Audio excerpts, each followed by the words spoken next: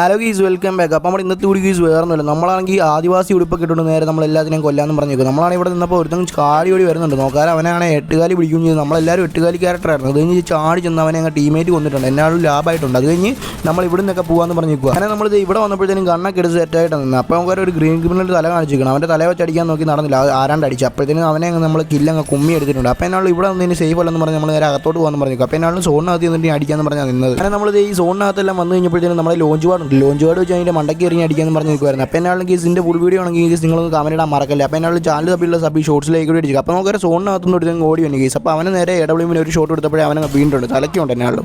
അപ്പോൾ കേസ് ഞാൻ നിർബന്ധിക്കുന്നില്ല, നിങ്ങൾക്ക് ഇഷ്ടപ്പെട്ട സബ് ചെയ്താൽ മതി. അത് ഞാൻ ഫിനിഷ് ആക്കിയിട്ട് നമ്മളിത് ഇപ്പുറത്തായിട്ട് നോക്കുമ്പോഴാണ് കേസ് ഇവിടെയൊക്കെ എനിമി ഉണ്ട് കേസ്. എന്നാലും അവന്മാരെ അടിക്കാമെന്ന് പറഞ്ഞ് നിൽക്കും. അത് കഴിഞ്ഞ് നോക്കാൻ പറന്നിറങ്ങുന്നത്.